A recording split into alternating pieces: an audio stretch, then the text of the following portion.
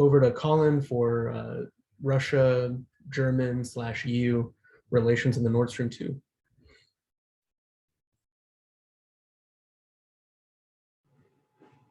All right, so I guess it's not a surprise anymore, but I'm going to be talking about the politics of Nord Stream 2 within the European Union, with a specific focus on Germany. Germany, going to talk about why later. Really, the research question that I'm aiming to answer today and through this research is how do the economics of the Nord Stream 2 pipeline affect Germany's role within the politics of the European Union, particularly also Germany's role as an American and US ally. Just to introduce myself real quickly, I'm Cadet First Class Colin Jarrett-Izzi. Currently, I'm a rising senior at the United States Air Force Academy.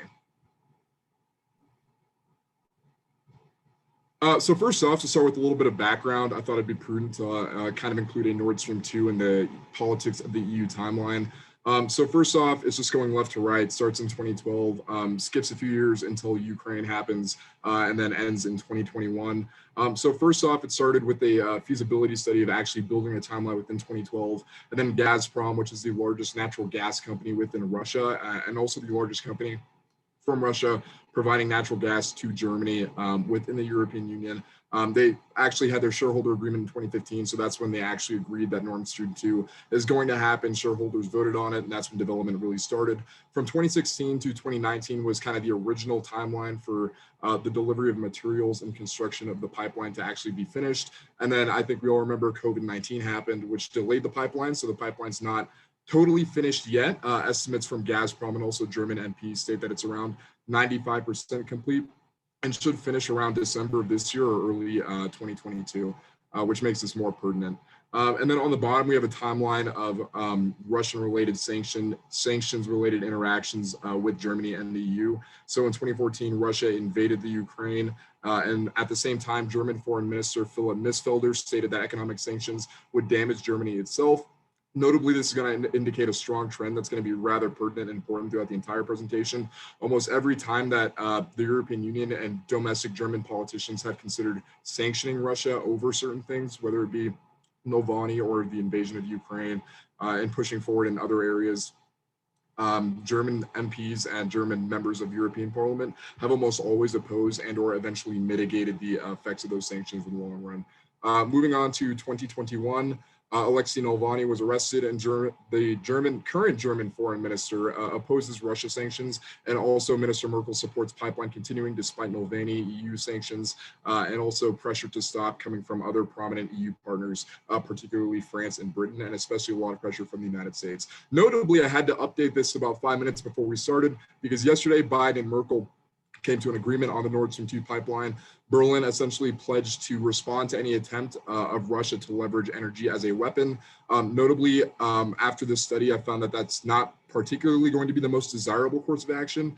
I'll get to the eventual COA, but essentially the conclusion, just to kind of spoil it a little bit, is that we need to help Germany essentially move away from this source of energy as quickly as possible.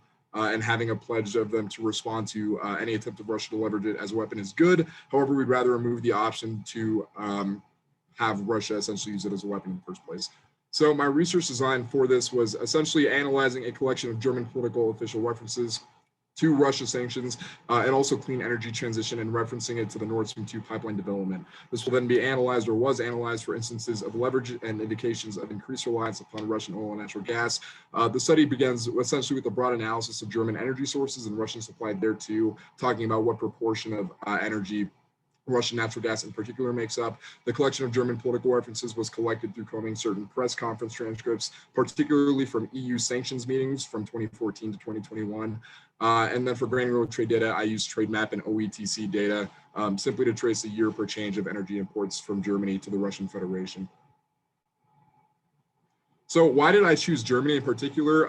First off, Germany is the largest economy in Europe. It also has the largest population of any country within the European Union. Most importantly, it's the largest exporter in Europe. They have twice as much value in exports as number 2, which would be France, or actually over twice as much. So they contribute by far the most in regards to export economies within the European Union to other European states. It's also the Nord Stream 2 final location. If you look at the map here that I've put up, the Nord Stream 1 pipeline goes from Viborg to Greifswald. I don't speak German, so my apologies if I'm not pronouncing that correctly.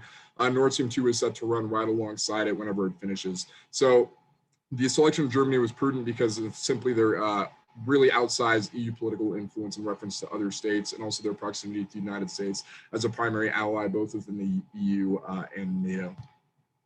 So first off, I want to talk about Germany's energy imports from Russia and how they have simply been on the rise real quickly. So 35% of German natural gas comes from Russia. It appears that this has gotten somehow cut off when I translated it to slides, but essentially the rest of it said that it has been almost exponentially increasing, save for certain instances of sanctions, where in regards to Germany, they dramatically rebound because Germany and German MPs in particular domestically have a habit of essentially protesting certain EU sanctions and domestic sanctions going towards Russia, and then essentially capitulating whenever like France or Britain dictates that, no, we have to do this, and almost outvotes them within the EU. But then they quickly pivot back to being really friendly with Russia and getting back as much hydrocarbon gas and oil in particular as they possibly can, which is why we see a sharp decrease during 2014. That's when they felt and capitulated to that little bit of pressure from other EU states. Really sharp increase in 2016, going back to pre-sanctions levels. And then the same thing happens whenever there's a lot more pressure on them surrounding Mulvaney in early 2020. But it has since gone back to pre-sanctions levels.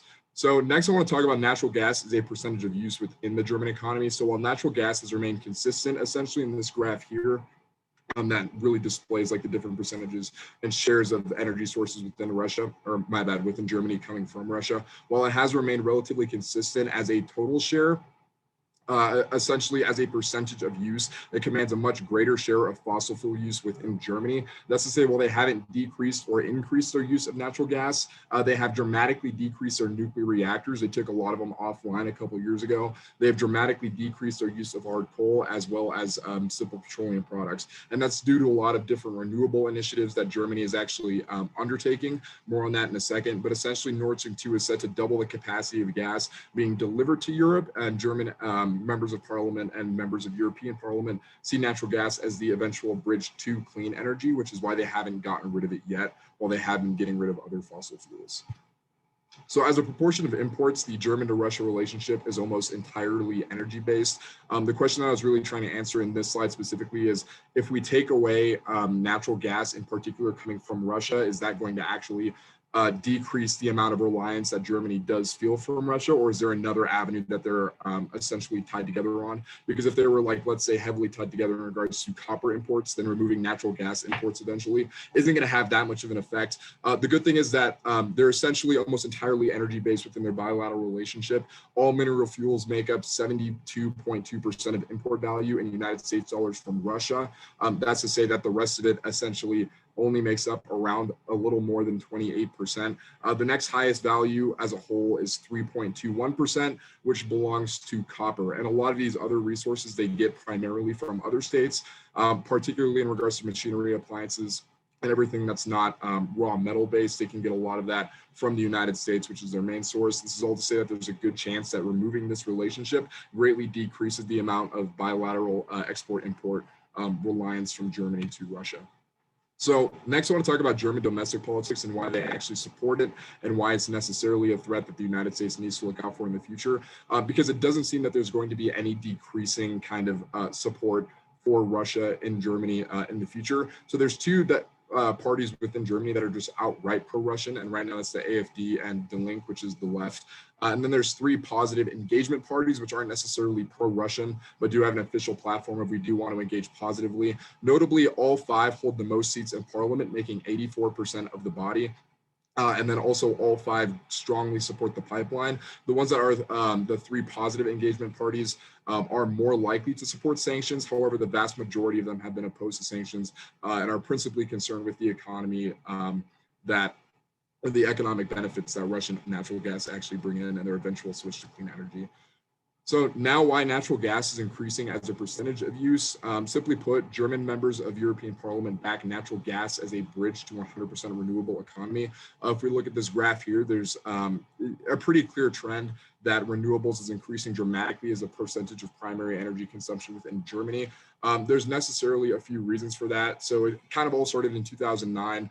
But then also back in the 90s, we'll talk about that more in a sec. But in 2009, the European Union passed what came to be known as the Renewable Energy Directive. The directive essentially identified the energy sector as being responsible for more than 75% of emissions within the European Union. And the directive creates an overarching policy for the EU regarding things like emissions and mandates that a third of its total energy come from renewable sources by the year of 2030. Notably, Germany already achieved that a few years ago and is on track to be almost 100% reliant on renewables by around 2030 or 2050, according to earliest estimates.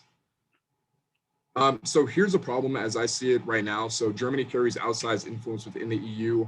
These are a couple graphs of what countries are EU contributors and beneficiaries. Germany contributes far, far more than the next states. Honestly, the next couple states combined, which would be the UK and France. So they carry a lot of the European Union's budget within their pockets. And then just on the kind of number side, so to speak, they have by far the most members of European Parliament, the largest share of European Parliament simply due to population. So the results say that increased Russian influence within the EU is an economic and security concern to the United States. Russian sanctions have been opposed or German members of European Parliament and also German Bundestag, which is the domestic parliament members. That's to say that if Germany gets far closer to Russia, that is simply a security concern for the United States. So from this analysis, I have a policy proposal or primary takeaway. First, that the United States should invest in renewable infrastructure agreements among European allies and should offer incentives to companies building renewables in Germany or selling renewable infrastructure there too. There's a couple of reasons for this. First is simply because Germany and Russia will finish the pipeline shortly. I think as the agreement between Biden and Merkel kind of indicated yesterday, there's not a whole lot of worth in putting up a fight to stop the pipeline now. It's about 95% complete and is going to probably be complete by the end of the year. Because of that, the best course of action is to accept that fact that the pipeline is going to finish and we need to aid quickly in Germany's transition away from natural gas to renewables. There's a lot of different things that we can do.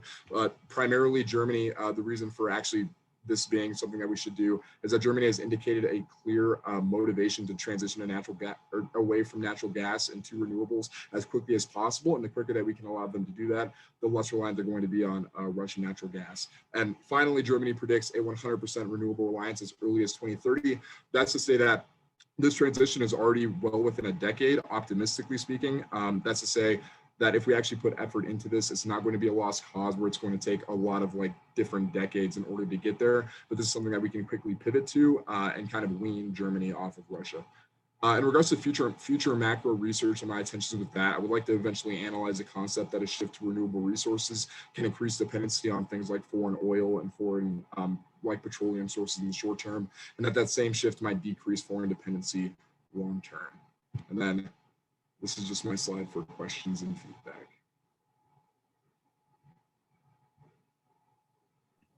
feedback. Quick editorial comment. Your last slide is not going to fare well in the face of your first commenter, Admiral Thomas.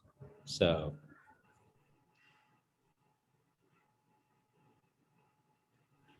Admiral Thomas, your chance for rebuttal here and then defend the honor of the Navy. First of all, Colin, again, I'm starting to, with you and Raina, I'm starting to feel like the slow kid in the class. From a style point of view, I still think you're going just a little too fast. I love the last slide, actually, you know, because I'm a joint force kind of guy. So I'll count on the Air Force to pick up the slack for those, you know, those sailors out there that are obviously wandering around aimlessly.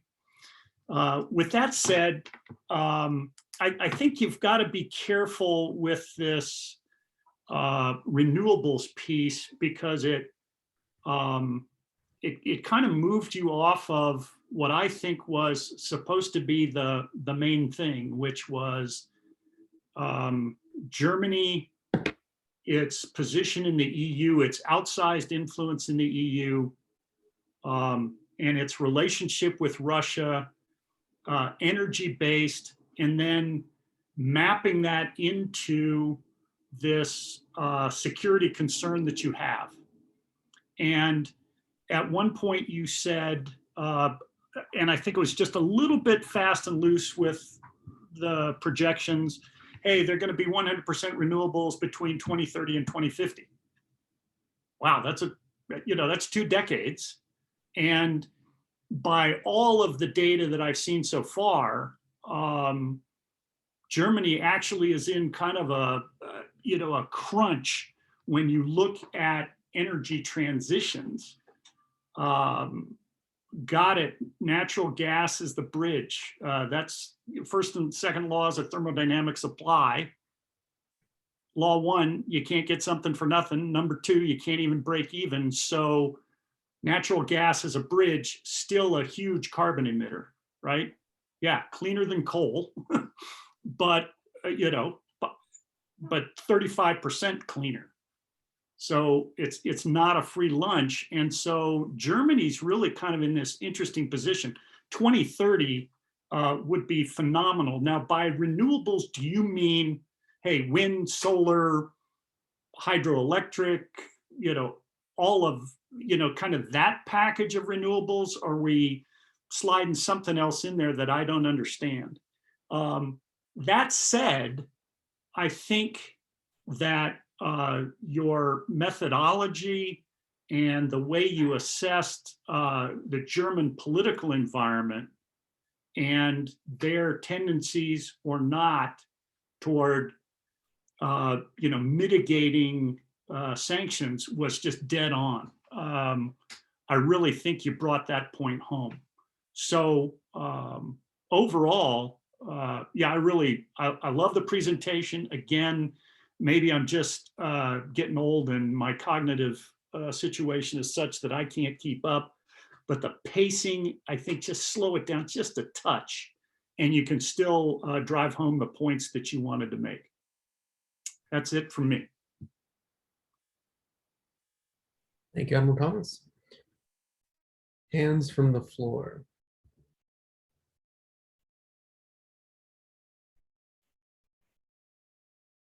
Go ahead, Eric, and then Neil. Thanks again for a terrific presentation, Colin. I think there's some really good points here, and some of this is sort of shading things a little bit. If you think about sort of the U.S. Issues, the main one that's concerned about Russia sort of yanking the metaphorical chain, the pipeline, and pulling Germany in a direction that's useful to Moscow. Couple of reactions to that. First of all, it might make sense to review. I'm not a Europeanist, but my understanding is that, especially on important issues, the way the EU works is through a unanimity rule. It doesn't, in some sense, matter how much Germany cares about something, because there's no sort of proportional voting or anything like that. The smallest, most marginal state in the EU gets a vote, and on many decisions, that matters as much or more than Germany's position. Now, there's a lot of backroom stuff. I'm not pretending that Luxembourg gets exactly the same impact in the EU in some real sense, but it gets the same vote. And the way the Russians, my understanding, have played this in the past is precisely to work on the marginal actors, not the leader, because they can sway those actors much more easily in financial and political terms than they can Germany. So if in fact this is the goal, then this is an interesting thing, because it's a change of strategy, and it might be interesting to think about why they would do that. And to me, at least, it's not obvious on first blush that trying to buy off Germany is the smartest move. Okay, that doesn't mean that they don't want influence over Germany, because a lot of what happens in Europe happens behind the scenes, where Germany, just like the US in the UN Security Council, is trying to work behind the scenes to get votes, buy votes informally. Okay. Now, but to the degree that the US cares about that process, and it does sometimes, the real issue is to remove the leverage that the Russians have over Germany. And presumably that can work in a couple of different ways. In the short to medium term, it really isn't renewables, right? Because first of all, that's not enough of the story right now to make up the difference. In fact, little aside, the Germans actually have had a dramatic increase in their carbon emissions because they shut down all their nuclear plants. because that was part of this too. And where most of the world is considering expanding nuclear to reduce their carbon footprint, the Germans did the opposite. Okay, so how could the US influence this? Well, the US is becoming a net exporter of oil and natural gas, thanks to fracking and polluting our own environment. And so there might be some possibility, I'm far from an expert on this, but there might be some possibility of playing this game. The way most people have approached it is, well, can the US be a supply to Germany? Well, maybe not, because our natural gas is going to be inherently more expensive. But what we could do is be that second best option that limits Russian leverage. The Russians yank that chain too hard, the Germans turn and say, hey, we're in a crisis. Can you supply us with natural gas for the next couple of weeks or months, as the Germans are being nasty, just like the US and allies did during the Berlin airlift. It spells the influence that Russia has. And being able to do that, even for a short period of time, makes it very hard for Russia to exercise that influence. So I'd say that's one potential thing. The other thing is, one of the reasons the Germans want to go to renewables is they want to be a leader in the production of those renewables. So it's not straightforward that the US would come out and help them by manufacturing solar power and so on, because that's actually competing with the Germans to do this. One thing the US could do is establish preferential purchase agreements for the sale of German technology in the US, but I'm not sure there's the will to do that in the United States. Okay, thank you. Garrett. Neil? Colin, I'll echo what I said for the last presentation, which is this is great. I learned a lot. It was a really clear presentation. So congratulations to you. I think you made a really compelling story out of data, and credit to everyone who's been working with you. So well done. This is definitely out of my area of expertise. So I guess I'll sort of just say a reflection that's in part, I think, touches on what Eric said here, and then a little bit on what Ben brought up earlier. Which is that this presentation and the last one made me think about the risks to Russia for exploiting economic interdependencies, right? The last presentation reminded me that the counterpart can always shift its portfolio from one energy provider to another country if they wanted to, or another global provider somewhere. And then this presentation reminded me that the counterpart in the exchange to Russia can always shift its indigenous portfolio from one energy source to another. So in the short term, if Russia chooses to exploit certain economic interdependencies, it could maybe induce some short-term pain and then get a policy concession. But it looks like over the long term, the strategy could be deleterious to Russia if the counterpart starts to adjust its portfolio over time. So you have these competing short and long-term effects. So I guess what I'm curious about is, in your research, well, one might think that an actor like Russia would anticipate this, that over the long term, their ability to affect a country would decrease as they lead that counterpart to shift its portfolio. Does Russia do anything ex ante to sort of insist that these countries that are buying their energy maybe invest in sort of really unique Russian standards to get their energy, so that somebody might call this like relationally specific assets? Like, do they sort of protect themselves and increase the friction from switching from one energy source to another, or one energy provider to another, by like saying you have to do this one sort of screw that only Russia makes, and like it's really integral to like getting energy from us, and it's really hard to switch away from that once you do that with us? Are there any sort of tricks that Russia does to protect its economic coercion over the long term in case someone's switching? Yeah, if I could, I'll answer that real quick. So the primary kind of mechanism for doing that we kind of came up with within our past meetings that we had before we kind of got down to these presentations was mainly through the act of where they build them and subsidies. So Germany is kind of a unique case in regards to this particular mechanism because they're immune to a lot of it. Russia tends to primarily focus its leverage regarding oil on post-Soviet states. So they would build their natural gas lines there, make sure that the mandate that they're the only natural gas lines that they actually have. And then they would subsidize them so heavily that they would be far cheaper than investing in other like renewable sources or even other fossil fuel sources. So Germany in particular as an actor doesn't have a whole lot of, I'll say, vulnerabilities to classical Russian mechanisms of leverage.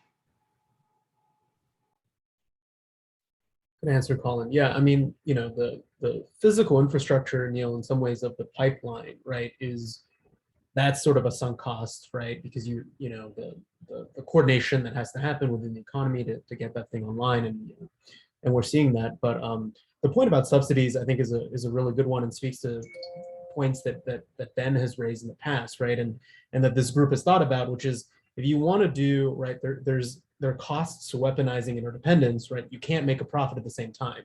You can subsidize, right, energy or other kinds of imports so that there is asymmetric sort of reliance, and that gives you some leverage. But as soon as you start going and using that or jacking up prices, then actually you lose the political leverage that you may have. So it's kind of a trade-off, right? And in that way, I don't know if this is generalizable, but right, the economic sort of dimensions or economic coercion is better latent and better unused or better defensive rather than offensive, right? Because you can't go and repeatedly sort of use this, especially in contrast to military force, right? There are other kinds of constraints against the use of military force, but you know, it's not a free lunch when it comes to economic coercion either, right? That just because you have it, you can, you know, you have this like permanent leverage over your adversary. Other questions from the floor for Colin?